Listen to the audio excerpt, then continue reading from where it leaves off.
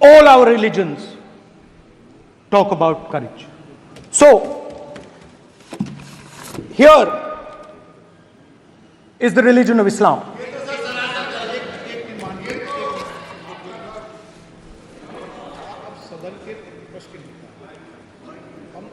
आपसे अपेक्षा ठीक है, मैं दिखाऊंगा नहीं सर, कैसे करूं? मैं समझाना चाहता हूं, वो समझा नहीं पा रहा हूं। समझदार है यहाँ पर, सब चुनकर आते हैं। सर बात नहीं बन रही, चुनकर भेजा है, मजा नहीं आ रहा है। जनता ने सबको चुनकर भेजा। आप एड्रेस करें, जनता आप ने। कांग्रेस पार्टी ने शिव जी की फोटो दिखा दी है, गुस्सा हो गए। अब देखिए प्लीज मान्य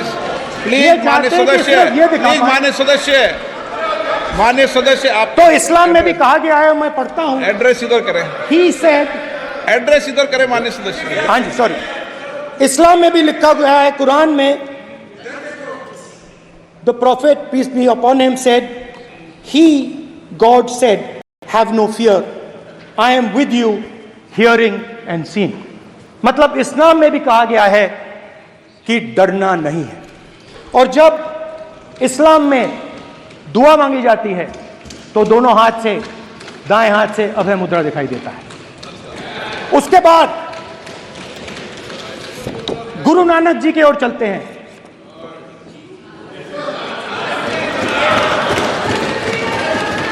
वाहेगुरु जी की फतेह, वाहेगुरु जी का खालसा। जिस धर्म पर आप हर रोज आक्रमण करते हो, गुरु नानक जी जो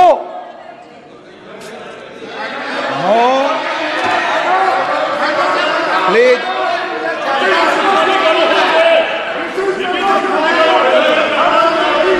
नो प्लीज प्लीज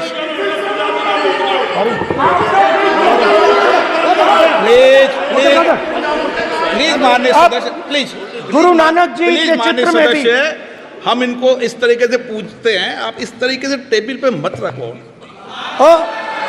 सर कहाँ रखूं सर? तरीका ठीक सर कहाँ रखूं? यहाँ रख दूं सर? आप यहाँ मत यहाँ रख देता हूं सर।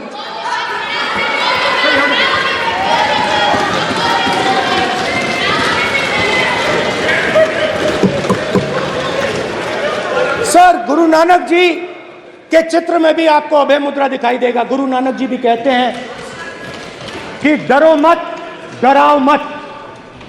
और पंजाब से गुरु नानक जी मेक्का तक गए, थाईलैंड तक गए, अफगानिस्तान गए, श्रीलंका गए, किसी से हिंसा नहीं की, अहिंसा की बात की, सत्य की बात की, और किसी को उन्होंने अपनी जिंदगी में नहीं डराया। उसके बाद जीसस क्राइस्ट की इमेज देखिए, उसमें भी आपको अभय मुद्रा दिखाई देगा। जीसस क्राइस्ट की इमेज में भी अभय मुद्रा, डरो मत, डराओ मत। और जीसस क्राइस्ट ने कहा कि अगर आपको कोई थप्पड़ मारता है तो दूसरा गाल दिखा दो। उसके बाद बुद्ध भगवान, अभय मुद्रा।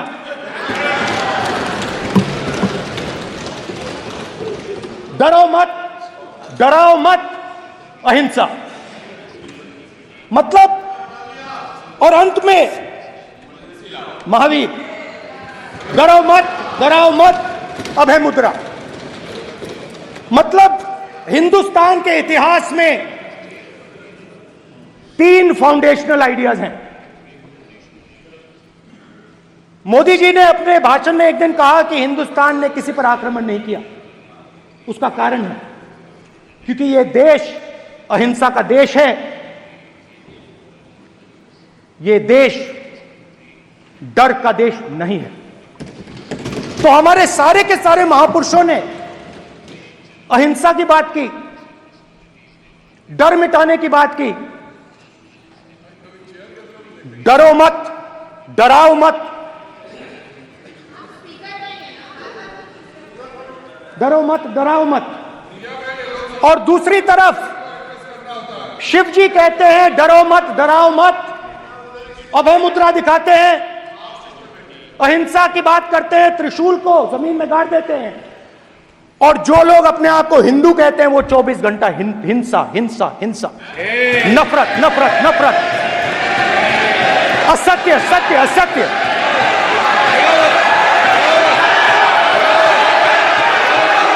आप हिंदू हो ही नहीं।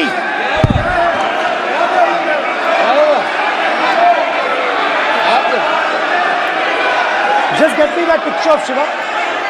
inside because of it.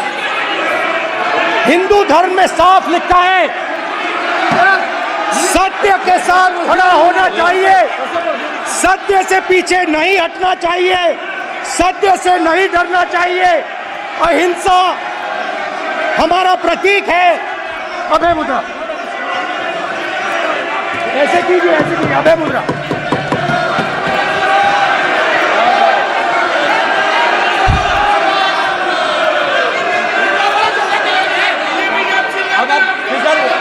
नहीं आएगा। Prime minister will not speak. Prime minister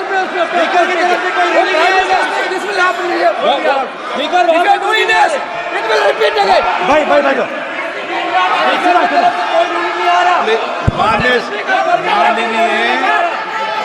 ये आप बात समझिए,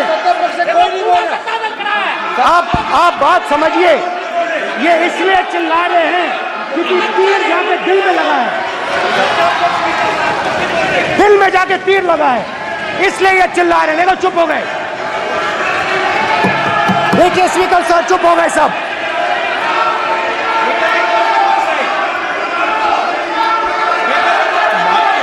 एक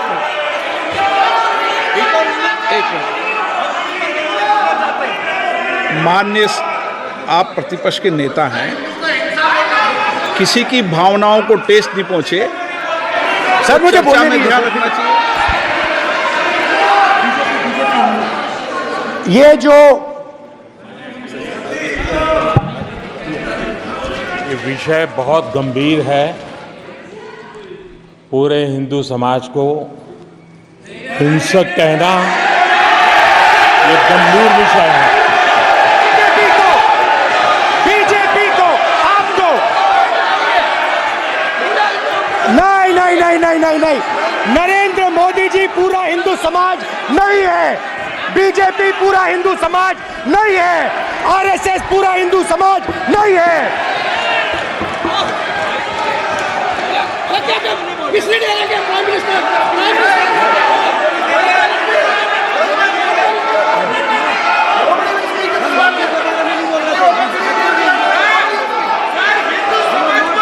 भूपेंद्र यादव जी, ये ठेका नहीं है बीजेपी का। भूपेंद्र यादव जी बोलना चाहते हैं आप? ये सब हिंदू हैं यहाँ पे, ये सब हिंदू हैं। माननीय अध्यक्ष जी, प्रतिपक्ष के नेता आज पहली बार इस सदन को संबोधित कर रहे हैं। मैं दो नियम रूल 349 और रूल 352 के संबंध में आपका ध्यान आकर्षित करना चाहता हूं। सबसे पहले तो प्रतिपक्ष के नेता को बोलने का तरीका आना चाहिए। 349 जो 12 है वो स्पष्ट रूप से कहता है शैल नॉट सिट और stand with back toward the chair. वो लगातार आपकी तरफ फीट करके खड़े हैं, नियमों के खिलाफ है, जो उनको शोभा नहीं देता। दूसरा अध्यक्ष महोदय, नहीं तो एड्रेस करके बोलो। दूसरा अध्यक्ष महोदय आर्टिकल रूल 352 रूल 2 ये कहता है make personal reference by way of making an allegation imputing a motive to और ए क्वेश्चनिंग द बोना फाइडी। इन्होंने पूरे विपक्ष के सदस्यों पे नहीं बल्कि इससे बाहर जाकर पूरे एक हिंदू समाज के ऊपर एलिगेशन लगाया है। इनकी बोना फाइड गलत है, इनके खड़े होने का तरीका गलत है। सदस्यों में तो लगाया ही है। माननीय अध्यक्ष जी,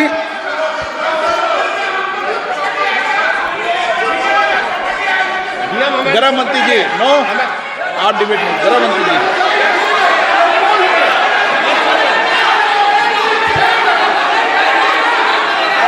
माननीय अध्यक्ष जी, शोर शराबा कर इतने बड़े वाकया को छिपाया नहीं जा सकता। विपक्ष के नेताजी ने कैटेगोरिकली कहा है कि जो अपने आप को हिंदू कहते हैं वो हिंसा करते हैं। मैं फिर से रिपीट करना चाहता हूं, उनका वाक्य था जो अपने आप को हिंदू कहते हैं वो हिंसा की बात करते हैं, हिंसा करते हैं। मान्यवर, इस देश में शायद इनको मालूम नहीं है, करोड़ों लोग अपने आप को गर्व से हिंदू कहते हैं, गर्व से हिंदू कहते हैं। क्या वो सभी लोग हिंसा की बात करते हैं, हिंसा करते हैं? हिंसा की भावना को किसी धर्म के साथ जोड़ना और इस सदन में और संवैधानिक पद पर बैठे हुए व्यक्ति ने, मैं मानता हूं मान्यवर, उन्होंने इसकी माफी मांगनी चाहिए। मान्यवर, मैं उनको एक गुजारिश भी करना चाहता हूं कि इस्लाम में अभय मुद्रा, इस पर इस्लाम के विद्वानों का मत एक बार वो ले ले। गुरु नानक साहब की अभय मुद्रा पर SGPC का मत वो ले ले। और मान्यवर, अभय की बात तो इनको करने का कोई अधिकार नहीं है। आपातकाल में पूरे देश को इन्होंने भयभीत करा है, लाखों लोगों को जेल में डाला। और आतंक, वैचारिक आतंक अगर कभी था, वैचारिक आतंक कभी था तो आपातकाल के वक्त था। और मान्यवर, दिल्ली में दिन दहाड़े हजारों सिख भाइयों का कत्लेआम उनके शासन में हुआ। आज वो भय की बात कर रहे हैं। मान्यवर, मेरा आपसे आग्रह है कि श्री राहुल गांधी, नेता प्रतिपक्ष, पहला भाषण होने के बावजूद माफी मांगनी चाहिए, न केवल सदन, पूरे देश की माफी मांगनी चाहिए।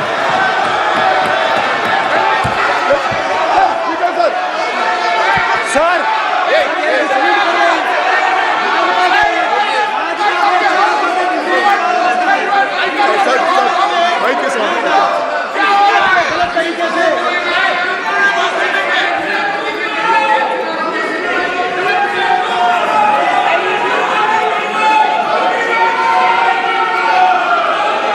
स्पीकर सर,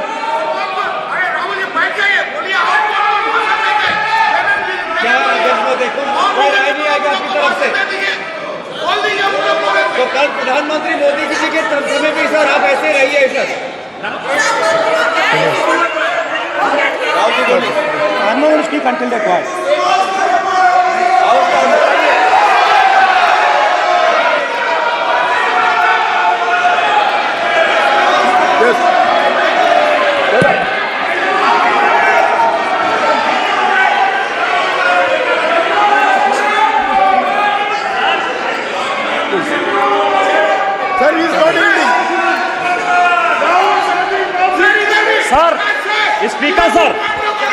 स्पीकर सर, ये संविधान की बात कर रहे हैं सर, और इसी संविधान का आर्टिकल 25 कहता है कि किसी भी धर्म के ऊपर कोई भी व्यक्ति किसी को हिंसावादी करार नहीं दे सकता है।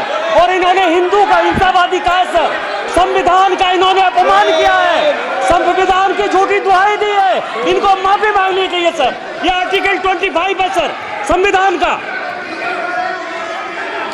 सर इनको माफी मांगनी चाहिए। आर्टिकल 25 जो है संविधान, और ये देश संविधान से चलता है, ये पार्लियामेंट संविधान से चलता है सर, इनको माफी मांगनी चाहिए सर। ये संविधान से ऊपर नहीं है सर, कांग्रेस संविधान से ऊपर नहीं है। आर्टिकल 25 कल्याण जी बताएं आर्टिकल 25 क्या कह रहा है? आप उनको कहिए बैठने के लिए। आप लोग का है क्या? पार्लियामेंट का आप लोग का है? आप लोग का जमींदारी है क्या? क्या समझते हो? पार्लियामेंट का आप लोग का जमींदारी है क्या? जमींदारी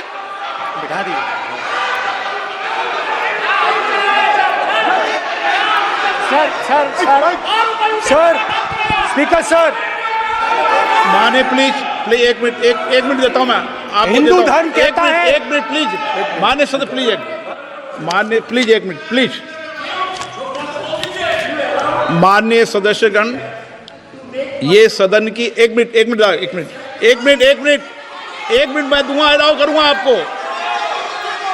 माननीय सदस्यगण, इस सदन की एक गरिमा रही है और हमें संवाद चर्चा करते समय इस सदन की गरिमा को रखना चाहिए और ऐसी कोई भी आपत्तिजनक बात जो पूरे समाज के पर विषय हो, कम से कम प्रतिपक्ष के नेता को बोलते समय ध्यान रखना चाहिए। मैं इसको सीरियस तरीके से देखूंगा।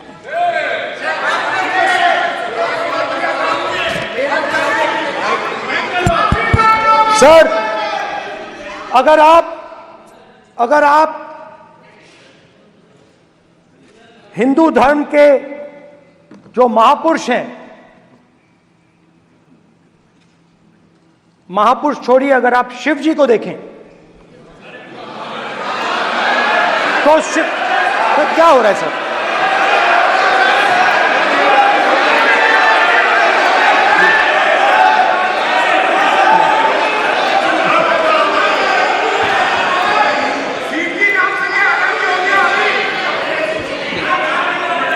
अगर आप शिव जी को देखें तो उनकी इमेज से आपको पता लगता है कि हिंदू डर नहीं फैला सकता, हिंदू हिंसा नहीं फैला सकता, हिंदू नफरत नहीं फैला सकता।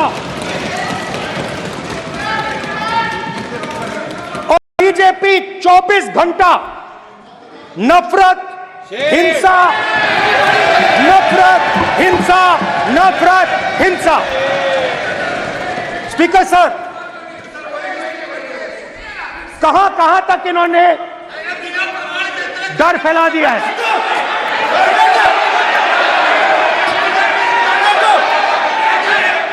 प्लीज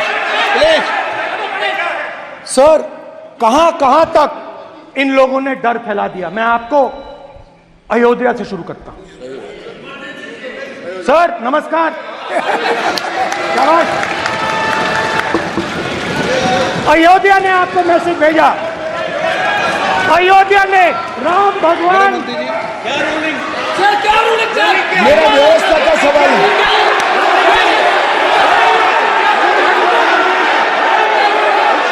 इस सदन के नियमों की पुस्तिका, इससे कुछ सदस्यों को क्या मुक्ति दे दी गई है? आपके गाइडेंस के बाद भी बार बार तस्वीर बताना, पूरे बीजेपी को हिंसा कर रही है ऐसे कहना, खड़े होकर एक दूसरे के बीच में हस्तधून करना, सारे नियम इनको लागू नहीं होते हैं। नियम मालूम नहीं है तो ट्यूशन रख ले साहब। सदन इस तरह से नहीं चल सकता है। ये सदन, मेरा आपसे आग्रह है कि ये सदन ऑर्डर में रहना चाहिए, नियमों के अनुसार रहना चाहिए। ये हम सभी सदस्यों का आपसे विनंती है। स्पीकर सर, एक मिनट प्लीज। माननीय सदस्यगण, आप ही किताब राम बताओ। भगवान की जन्मभूमि तो ने, अपेक्षा करता हूं कि अपन बीजेपी इसके नियम प्रक्रिया चले। नो, सब चले। नो, आपने बताया था नियम। नो,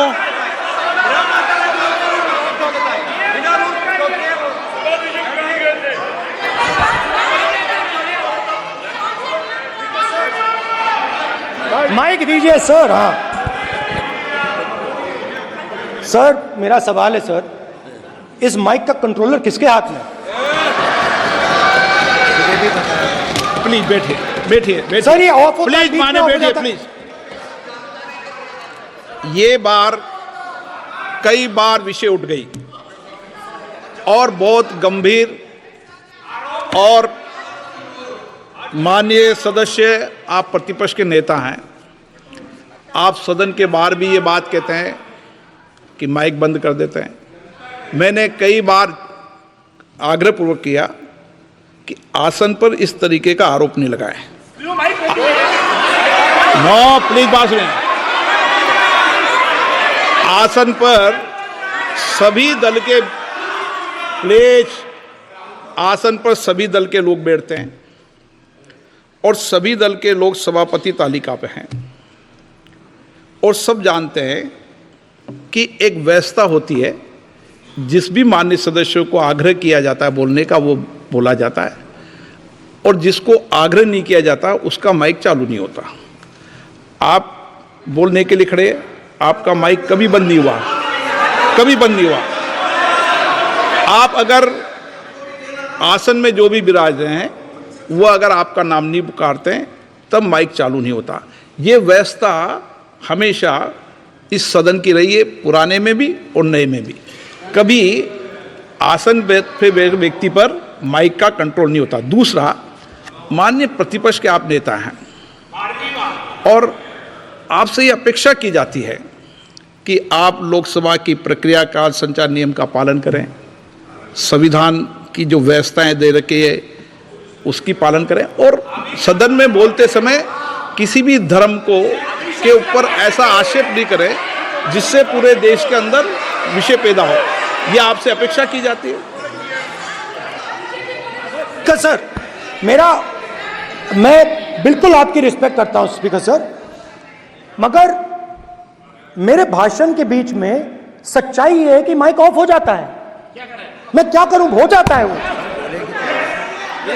अब आपने देखा मैंने अयोध्या शब्द यूज किया और माइक ऑफ हो गया। नो,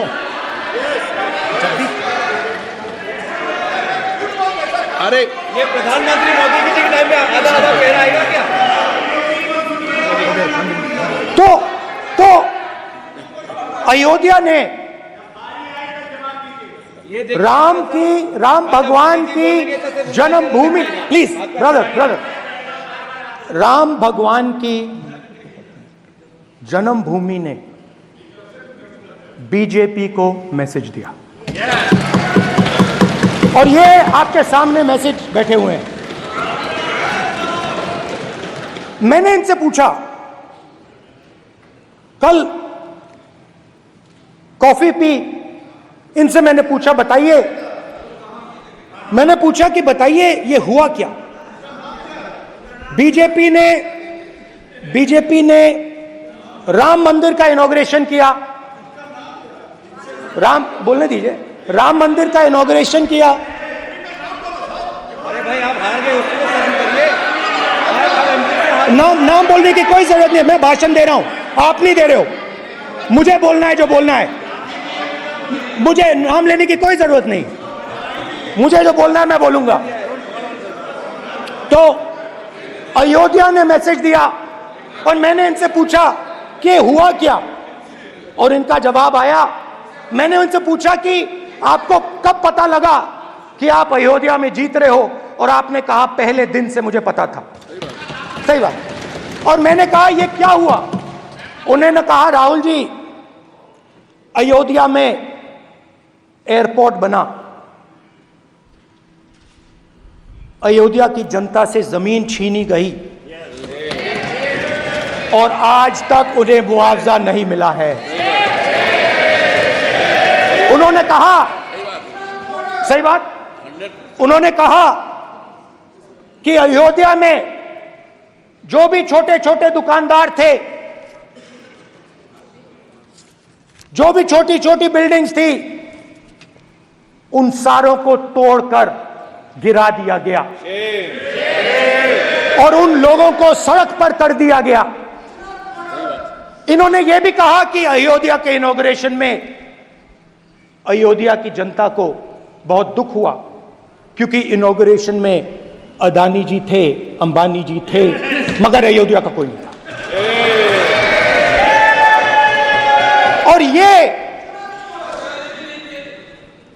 कारण था कि अयोध्या की जनता में, उनके दिल में नरेंद्र मोदी जी ने भय डाल दिया, उनकी जमीन ले ली, उनके घर गिरा दिए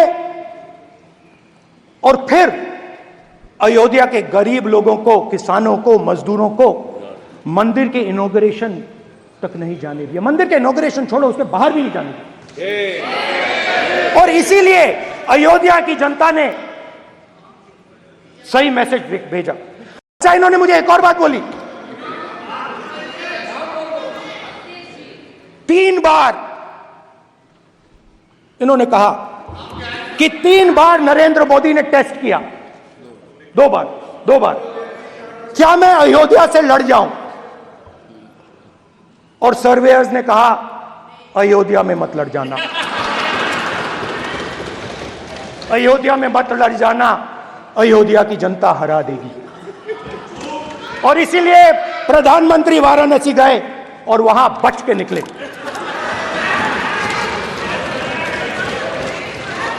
तो अयोध्या की जनता को डराया, पूरे देश को डरा दिया। मैं आपको बताता हूं, आज सुबह में आया, राजनाथ सिंह जी ने मुस्कुरा के मुझे नमस्ते की और मोदी जी बैठे हैं, मुस्कुराहट नहीं, सीरियस, नमस्ते भी नहीं करते, कहीं मोदी जी ना देख लें, प्रॉब्लम हो जाएगी। वही कहानी गडकरी जी की है, सच्चाई है। अरे भाई, अयोध्या की जनता को छोड़ो, ये तो बीजेपी वालों को डराते हैं।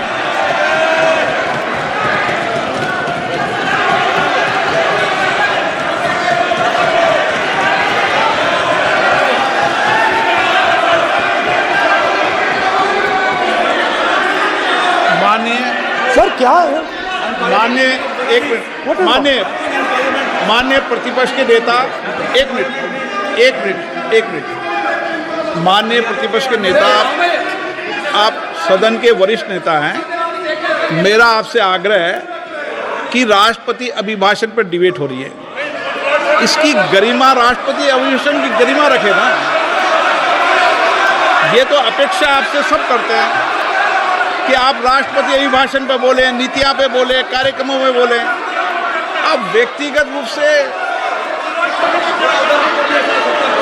नहीं, अगर आप ये उचित मानते हैं क्या? स्पीकर सर, ये उचित है? अगर आपकी पार्टी इसको उचित मानती है तो मुझे कुछ नहीं कहना। स्पीकर सर, माननीय अध्यक्ष जी, लोकतंत्र ने और संविधान ने मुझे सिखाया है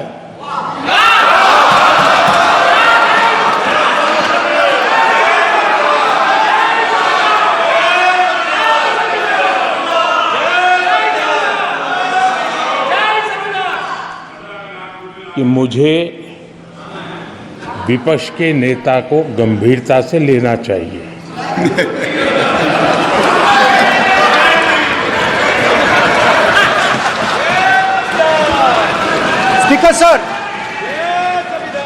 स्पीकर सर, आपने कहा कि डिबेट प्रेसिडेंट्स एड्रेस पे होनी चाहिए। ये जो मैंने किया है, अनुराग ठाकुर जी ने अयोध्या की बात की थी, अनुराग ठाकुर जी ने सनातन धर्म पर आक्रमण की बात की थी, इसीलिए मैंने ये किया है। मैं दिखाना चाहता हूं कि अयोध्या में क्या हुआ, अयोध्या की सच्चाई क्या थी। प्रेसिडेंट्स डिबेट में उन्होंने बात उठाई थी, मैंने बात बंद की। प्रधानमंत्री जी को अच्छी लगी अयोध्या के बाद अच्छी लगी,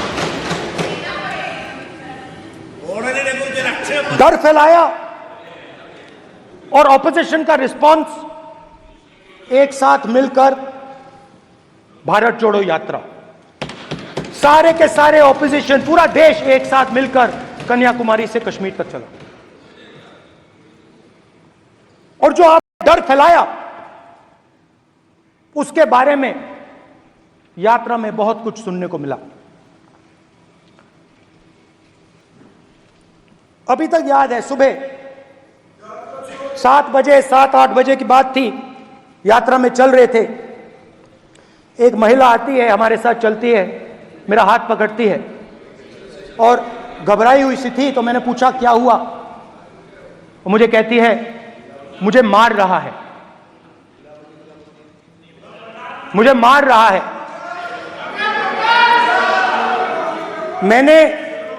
मैंने पूछा कौन मार रहा है, कौन मार रहा है?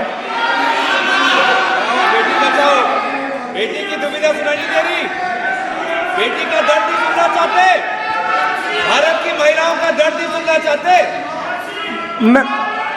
मैंने पूछा कौन मार रहा है, कहता है मेरा पति मार रहा है। मैंने कहा क्यों? कहती है सुबह का खाना नहीं दे पाई। मैंने कहा क्यों? खरीद नहीं पाई, महंगाई है, महंगाई है, खरीद नहीं पाई, खाना नहीं पका पाई, इसलिए मुझे मार पिट रही है। मैंने कहा बहन क्या करूं, कैसे आपकी मदद करूं? कहती हैं आप कुछ मत कीजिए, आप कुछ मत कीजिए, आप सिर्फ ये बात याद रखिए कि महंगाई के कारण हिंदुस्तान में हजारों महिलाओं को सुबह पीटा जा रहा है। उसके शब्द हैं, मेरे शब्द नहीं हैं। गैस सिलेंडर, महंगाई, तो आपने गरीबों को, महिलाओं को डराने का काम किया। शिव जी कहते हैं डरो मत, डराओ मत। आपने हिंदुस्तान की महिलाओं को महंगाई से हर रोज डराया है। कुछ दिन पहले मैं पंजाब में अग्निवीर के परिवार से मिला। सुनिए अग्निवीर के परिवार से मिला। छोटा सा घर था, छोटा सा घर था।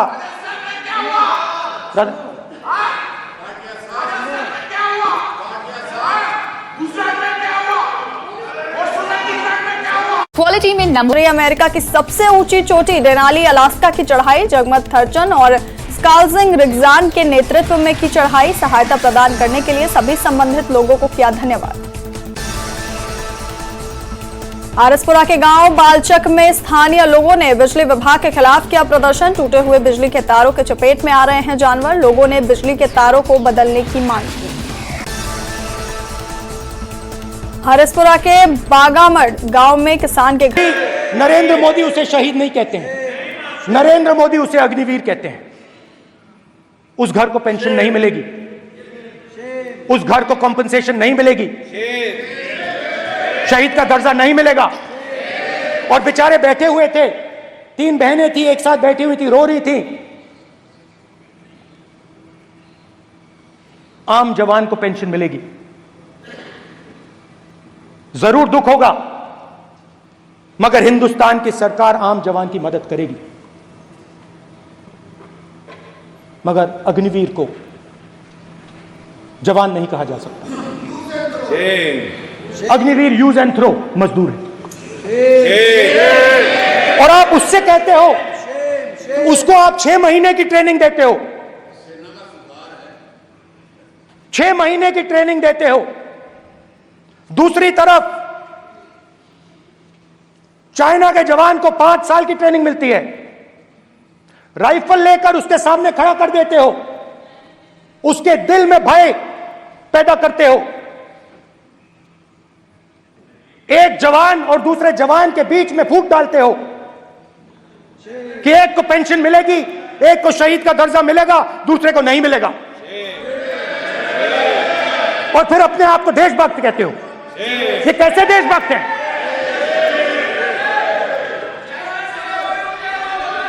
फिल्म स्टार जैसी फोटो थी उस लड़के की, फिल्म स्टार, बॉलीवुड स्टार की फोटो थी। मैं सोच रहा था देखो, इस युवा ने जान दी। स्पीकर सर,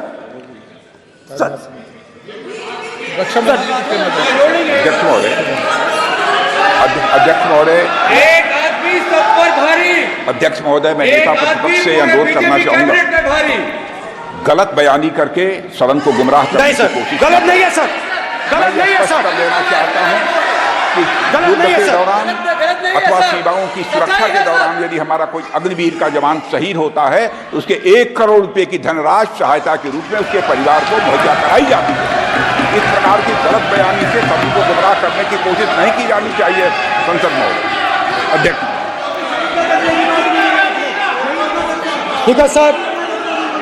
स्पीकर सर देखिए, स्पीकर सर देखिए, राजनाथ सिंह जी की एक राय है, मेरी एक राय है। सच्चाई अग्निवीरों को मालूम है, हमें बोलने की जरूरत नहीं है। अग्निवीर को किस चीज का सामना करना पड़ता है, शहीद का दर्जा मिलता है या नहीं मिलता है, कॉम्पनसेशन मिलता है नहीं मिलता है, पेंशन मिलती है नहीं मिलती है, वो उसको मालूम है। पॉइंट ऑफ ऑर्डर है मान्यवर। अब सदन के सामने 2 स्टेटमेंट हुए, एक हुआ विपक्ष के नेता का, दूसरा हुआ माननीय राजनाथ सिंह जी का, रक्षा मंत्री जी का। ये कहते हैं कि 1 करोड़ रुपया नहीं मिलता है। श्री राजनाथ सिंह ने अधिकृत रूप से कहा कि मारे जाने वाले अग्निवीर को जो शहीद होता है उसको 1 करोड़ रुपया मिलता है। उनको फैक्चुअल पोजीशन सदन पर रखनी चाहिए मान्यवर। ये सदन झूठ बोलने की जगह नहीं है मान्यवर, यहाँ सच बोलना चाहिए। और अगर ये नहीं रखते हैं तो उनको ये सत्यापन नहीं करते अपने स्टेटमेंट का, तो उनको सदन और देश से और अग्निवीरों से माफी मांगनी चाहिए माननीय।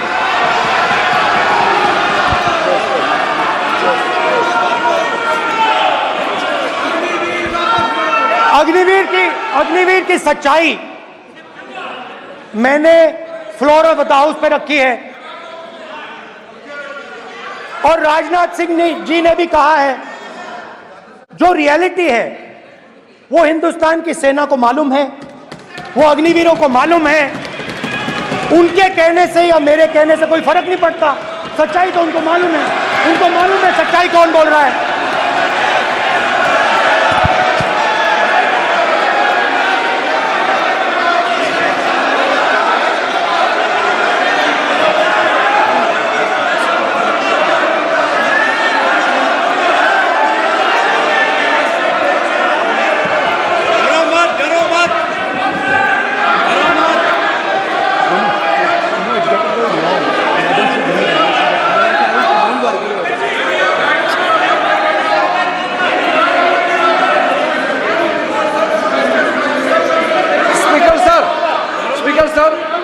अभी डरो मत। मेरा छोटा सा अनुरोध है, क्योंकि सर ये विषय गंभीर है और अभी माननीय गृह मंत्री जी ने जो बात रखे हैं कि 2 स्टेटमेंट जो रक्षा मंत्री जी ने बताया सदन को और माननीय विपक्ष के नेता राहुल गांधी जी ने जो स्टेटमेंट रखा है, इसमें इन्होंने जो कहा है कि रक्षा मंत्री बोलने से क्या फर्क पड़ता है, इतना हल्का फुल्का कैसे स्टेटमेंट दे सकता है लीडर ऑफ ऑपोजिशन। इसलिए सर इन्होंने जो बात रखा है पुष्टि करना चाहिए और हम लोग भी सर नियम के मुताबिक अपना बात रखेंगे सर।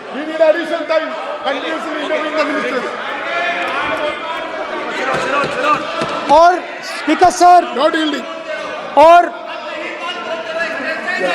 स्पीकर सर देश की सेना जानती है, पूरा देश जानता है कि अग्निवीर स्कीम सेना का स्कीम नहीं है, पीएमओ का स्कीम है।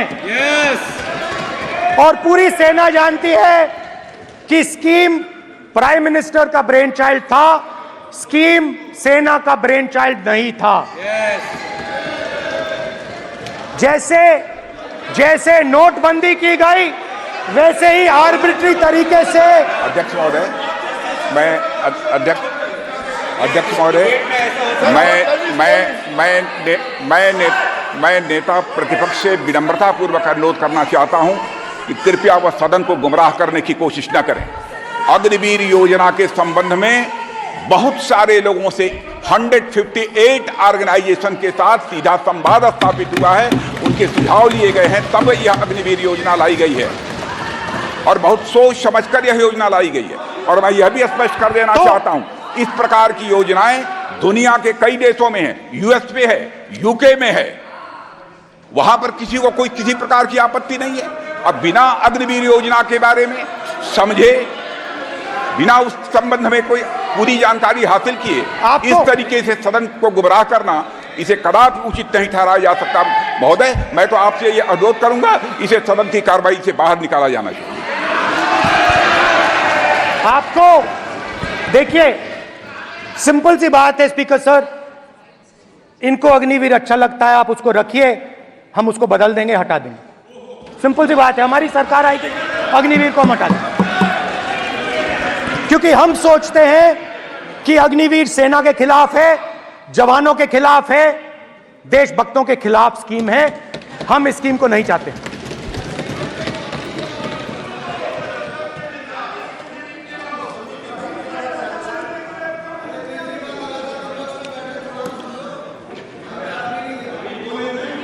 पहली बार हिंदुस्तान की हिस्ट्री में जनता से स्टेट्स छीने गए हैं। जम्मू कश्मीर लद्दाख से आपने पहली बार स्टेट छीना है। मणिपुर को आपने सिविल वॉर में डुबा दिया है। मणिपुर को आपने और आपकी योजनाओं ने, आपकी पॉलिटिक्स ने जला दिया है। और आज तक हिंदुस्तान के प्रधानमंत्री मणिपुर नहीं गए हैं। ऐसा लगता है कि मणिपुर हिंदुस्तान का प्रदेश नहीं है। प्रधानमंत्री के लिए मणिपुर स्टेट ही नहीं है।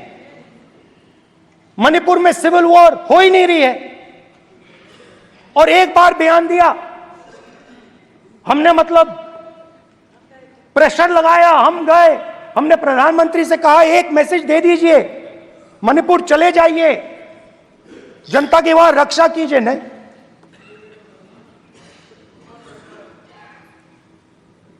मैं वहां गया, कुकीज और मेहते इससे दोनों से मिला।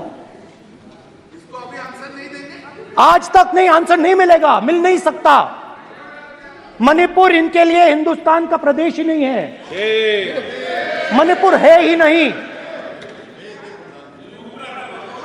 मणिपुर है ही नहीं, ना होम मिनिस्टर के लिए ना प्रधानमंत्री के लिए, है ही नहीं, एग्जिस्ट नहीं करता, वो है ही नहीं। ना प्रधानमंत्री जाएंगे बोलेंगे कुछ नहीं, जैसे कुछ नहीं हुआ वहां पे। मैं रिलीफ कैंप में गया, एक औरत कांपती हुई, रोती हुई मुझे कहती है कि मैंने अपनी आंखों के सामने, हाँ मैं औरतों की बात कर सकता हूं, एक भाई मैं कर सकता हूं, एक भाई एक कर्तव्य निभा रहा है। आप अपने संगठन में महिलाओं को नहीं डालते हो, मगर मैं औरतों की बात कर सकता हूं।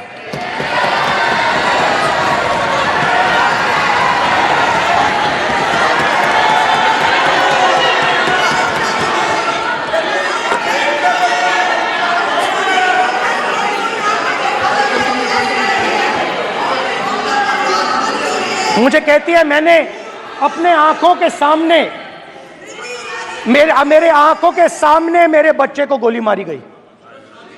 मैं भागना नहीं चाहती थी, मैं मरना चाहती थी, उसके साथ मरना चाहती थी। मुझे घसीट के वहां से ले गए और फिर मेरे को अपने बच्चे की फोटो दिखाती है, कांपती हुई ऐसे फोटो दिखाती है। ये आपकी योजनाओं का नतीजा है। आपको शर्म आनी चाहिए।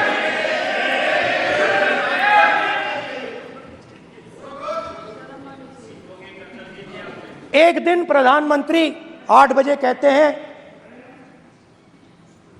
पता नहीं फाइन ट्यूनिंग हो गई भगवान के साथ, डायरेक्ट मैसेज भगवान, सर ने बोला है, सर प्रधानमंत्री ने ये बोला है, ये मैं नहीं बोल रहा हूं, प्रधानमंत्री ने बोला है कि मेरा डायरेक्ट कनेक्शन है भगवान के साथ।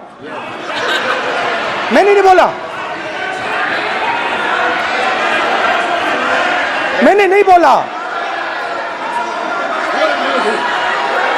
Social media chief also told भगवान जगन्नाथ। एक मिनट प्लीज, एक मिनट तो एक मिनट माननीय माननीय राहुल गांधी जी, 1 मिनट। माननीय सदस्य, 1 minute please, 1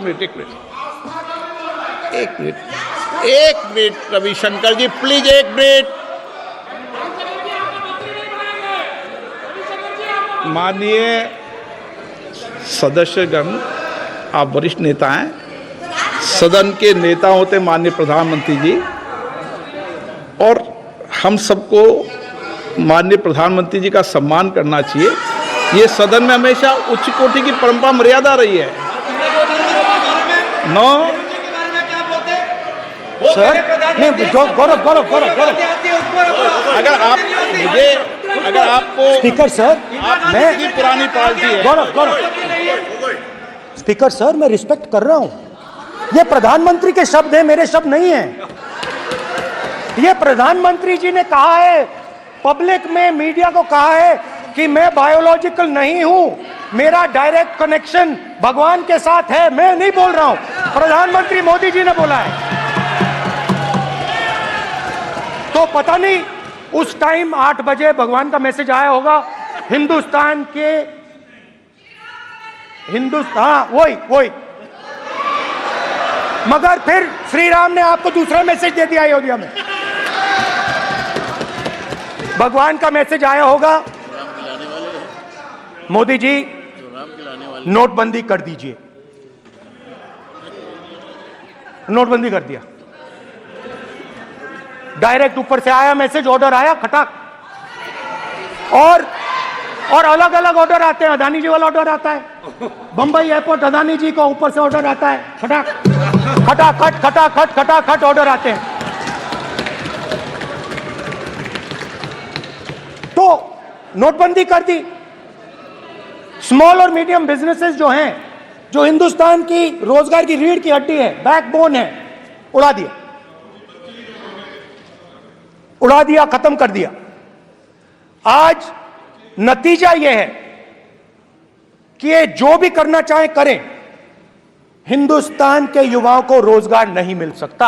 job creation backbone is broken, finish, खत्म। नोटबंदी की, गलत जीएसटी लागू की, उड़ा दिया। अब मैं सोचता हूं, पहले मैं सोचता था ये पता नहीं कैसे हुआ, अब मैं समझता हूं कि ये अदानी जी, अंबानी जी जैसे लोगों के लिए किया गया। ये रास्ता साफ करने का तरीका था, रास्ता साफ करने का तरीका था। इनकम टैक्स डिपार्टमेंट उनके पीछे पड़ा रहता है। जीएसटी, डिमोनेटाइजेशन, 24 घंटा उनको तंग करते हैं। उनके कैश फ्लो को रिस्ट्रिक्ट करने की कोशिश करते हैं, कैश फ्लो को क्रश करने की कोशिश करते हैं कि वो परे हट जाएं और अरबपति उनकी जगह ले लें। आप किसी भी छोटे व्यापारी से पूछ लो, किसी भी स्मॉल मीडियम बिजनेस ओनर से पूछ लो, ये आपको बता देगा।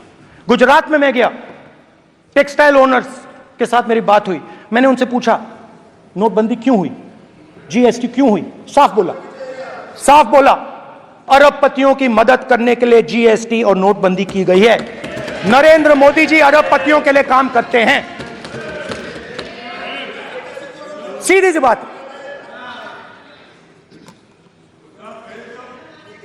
मैं जाता रहता हूं और आपको गुजरात में हराएंगे इस बार।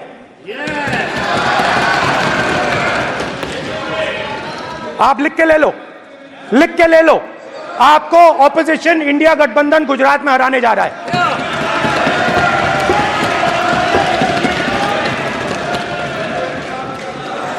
किसानों को डराने के लिए लैंड एक्विजिशन बिल जो हम लाए थे, उनकी जमीन की रक्षा करने के लिए, उनको सही कॉम्पनसेशन देने के लिए, उसको आपने खत्म कर दिया। यहां कोशिश की, कर नहीं पाए तो स्टेट्स में खत्म कर दिया। हर स्टेट में आपने खत्म कर दिया है। अगर आप जानते नहीं हो, चेक कर लो। हर स्टेट में, हर भाजपा की स्टेट में खत्म कर दिया। सर, हर भाजपा रूल स्टेट में खत्म किया है। हर भाजपा की रूल स्टेट में खत्म किया है।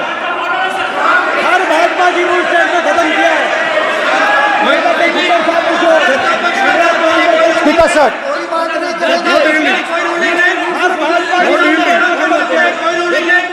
खट्टर साहब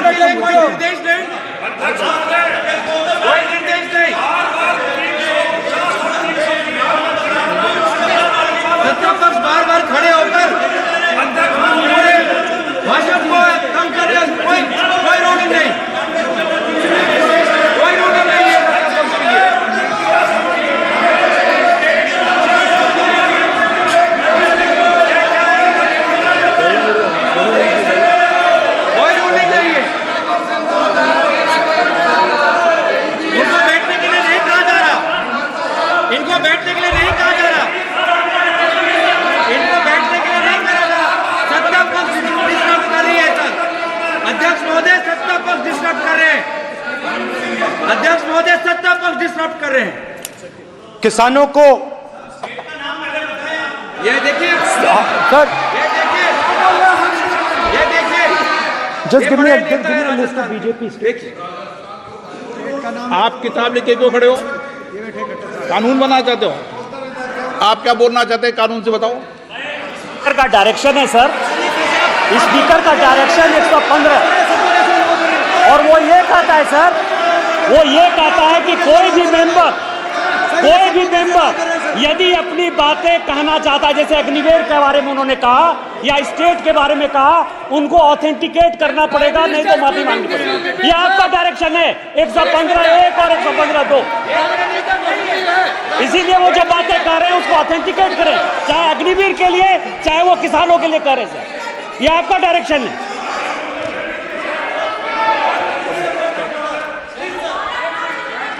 तो किसानों को जो हमने लैंड एक्विजिशन बिल तैयार किया था सही मुआवजा दिलाने के लिए, उसको आपने रद्द किया।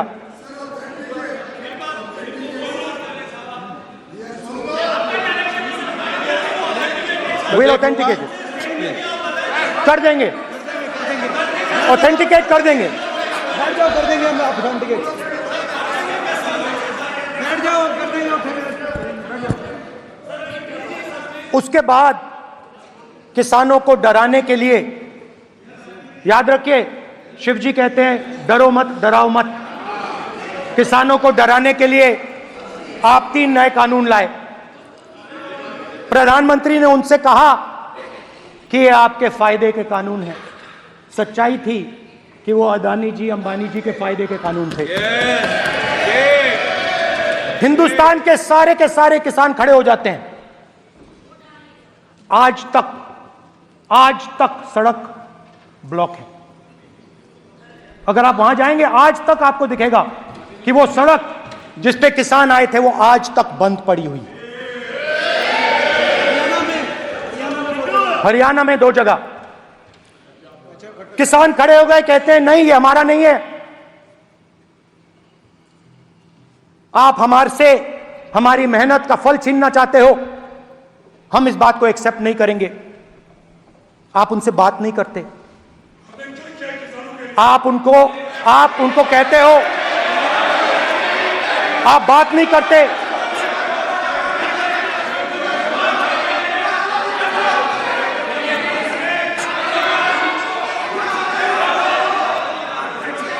आप बात नहीं करते, आप गले नहीं लगते, आप उन्हें आतंकवादी कहते हो।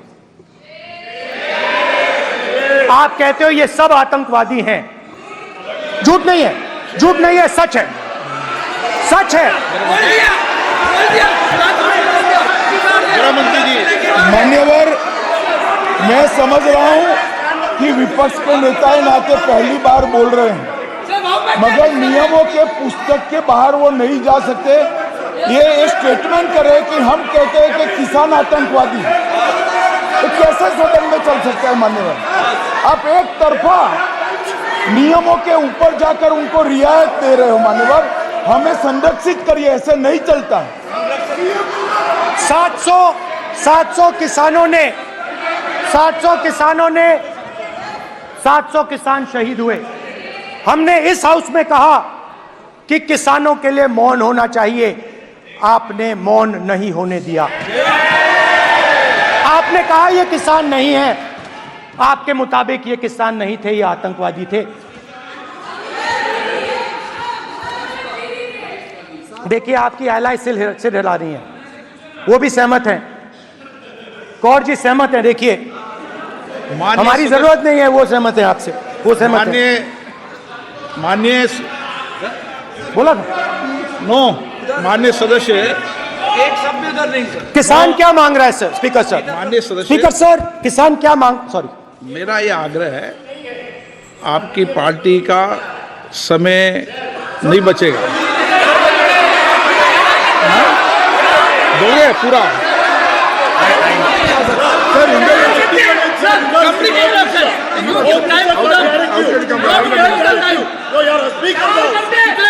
आप नहीं बोलेंगे, नहीं बोलेंगे सर। और आप तो सर और स्पीकर सर, आप तो किताब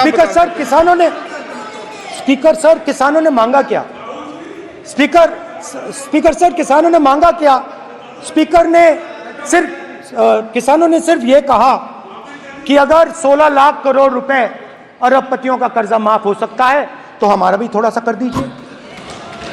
किसान ने यह कहा कि हर प्रोडक्ट के लिए सही प्राइस मिलती है, हमें भी एमएसपी दे दीजिए।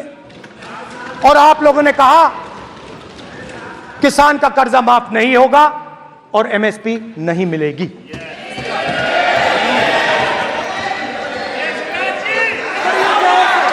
माननीय अध्यक्ष महोदय, ये गलत बयानी कर रहे हैं। एमएसपी सरकार दे रही है और ये मोदी जी की सरकार है जिसको उत्पादन की लागत पर कम से कम 50%। माननीय अध्यक्ष महोदय, उत्पादन की लागत पर कम से कम 50% जोड़कर एमएसपी दी जा रही है और नहीं दी जा रही। ये सत्यापित करें माननीय अध्यक्ष महोदय, ये गलत बयानी कर रहे हैं, ये सदन को गुमराह कर रहे हैं, गलत बयानी कर रहे हैं। आज भी एमएसपी पर खरीद जारी है और अभी खरीद की फसलों के एमएसपी के रेट गारंटी ये बताए जब इनकी सरकार थी तब एमएसपी कितनी मिलती थी और उस समय खरीद कितनी होती थी माननीय अध्यक्ष, उस समय खरीद कितनी होती थी? आज भी एमएसपी पर खरीद जारी है माननीय अध्यक्ष महोदय, ये गलत बयानी कर रहे हैं। ये सत्यापित करें इसको कि एमएसपी पर खरीद नहीं हो रही, ये सत्यापित करें माननीय अध्यक्ष महोदय, ये गलत बयानी दी जा रही है। देना चाह रहे इनको नहीं बोलने देना चाह रहे।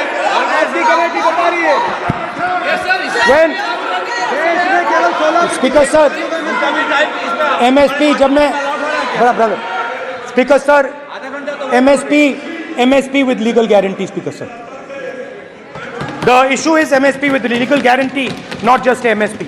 MSP is being given. The issue is Kisans want MSP with legal guarantee, which you are not ready to give them. तो किसानों में आपने डर डाला, भय डाला, महिलाओं में महंगाई, गैस सिलेंडर,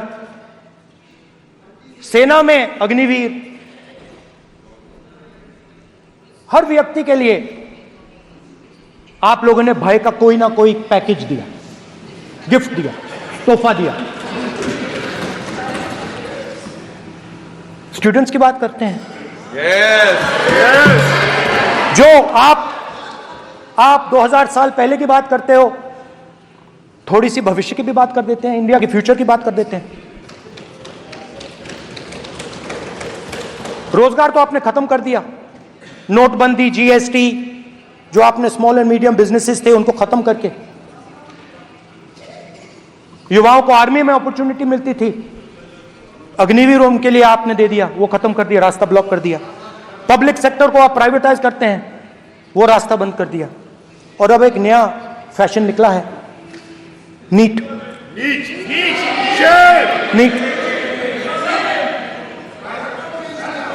प्रोफेशनल एग्जाम्स को आपने कमर्शियल एग्जाम्स में बदल दिया है। NEET is not a professional exam, NEET is a commercial exam. NEET में एक स्टूडेंट टॉपर हो सकता है, एक्सीलेंट स्टूडेंट हो सकता है, मगर अगर उसके पास पैसा नहीं है, मेडिकल कॉलेज में नहीं जा सकता। सिंपल सी बात है। नीट का पास मार्क 22% है। वो पूरा का पूरा एग्जाम, सर एजुकेशन मिनिस्टर पूरा का पूरा एग्जाम अमीर बच्चों के लिए बनाया गया है। कोटा में पूरे के पूरे एग्जाम को आपने सेंट्रलाइज किया। हजारों करोड़ रुपए बन रहे हैं, हजारों करोड़ रुपए बन रहे हैं। और कमर्शियल पेपर जो आपने बना रखे हैं, कमर्शियल एग्जाम्स, 7 साल में 70 बार पेपर लीक। प्रेसिडेंट्स एड्रेस में ना नीट की बात होगी, ना अग्निवीर की बात होगी, ये बातें नहीं होंगी। और हमने कहा, हम स्पीकर सर, हमने कहा कि एक दिन का डिस्कशन अलाउ कर दीजिए। हम आपके साथ खड़े होकर इसको रिजॉल्व करना चाहते हैं। इंस्टीट्यूशनल फेलियर है, हम आपकी मदद करना चाहते हैं, रिजॉल्व करना चाहते हैं। सरकार कहती है नहीं, डिस्कशन नहीं होगा, भविष्य का डिस्कशन हो ही नहीं सकता। तो ये हालत है, जहां भी ये देखते हैं ये सोचते हैं कि भाई भय कैसे पैदा करें, माइनॉरिटीज को डराते हैं। नहीं, कांग्रेस नहीं डरती आपसे, आप कांग्रेस से डरते हो।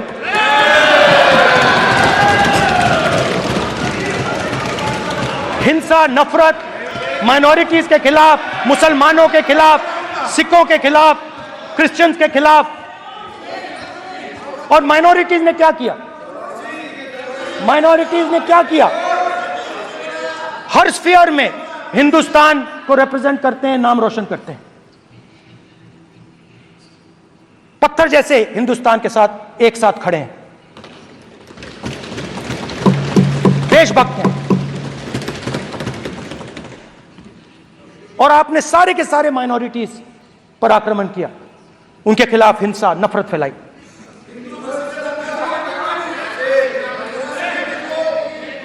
तो शिव जी कहते हैं सर देखिए मेरा वो हटा दिया आपने सर, वो देखिए सर हटा दिया, कैमरा से हटा दिया। चेहरा देखिए, चेहरा सदस्य सर देखिए वापस आ गया सर, हटाओ। माननीय सदस्य, ये देखो, एक मिनट देखा सर आपने? एक मिनट देखिए, एक मिनट ये सर मैं प्लीज एक मिनट सर प्लीज, एक मैं मिनट सर इतना कहना चाहता हूँ, प्लीज माननीय सदस्य प्लीज। नहीं ये ठीक नहीं है। नो नहीं, एक मिनट माननीय, एक मिनट प्लीज एक मिनट।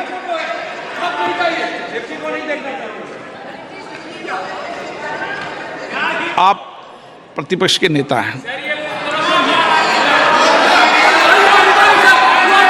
और मैं आपसे अपेक्षा करता हूं कि सदन की गरिमा बनी रहे, मर्यादा बनी रहे, नियमों का पालन हो।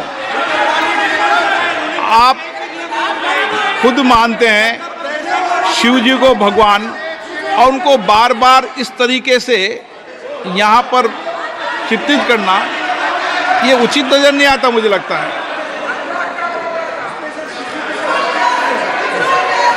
स्पीकर सर देखिए, रूल्स की किताब पढ़ोगे आप? रूल्स में है कि आप कोई भी चित्र को नहीं दिखा सकते सदन में, आप किसी बात का नाम नहीं ले सकते। आप नियम प्रक्रियाओं से नहीं बोल रहे हैं। सदन की मर्यादा, नियम प्रक्रिया इससे चलती है, आपने बनाया, सबने बनाया है। Speaker sir,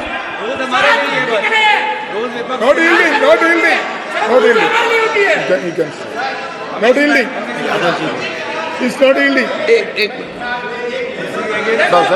speaker sir, this is not right.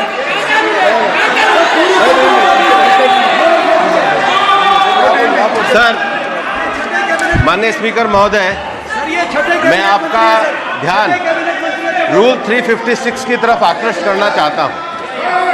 अगर कोई सदस्य स्पीकर साहब के ध्यान में लाने के बाद इररिलेवेंट और लगातार किसी विषय को बार बार दोहराता है, तो आपके पास ये अधिकार है कि आप उस सदस्य को निर्देशित करके रोक सकते हैं। आप अपने अधिकार का प्रयोग करिए। सच्चाई को रोका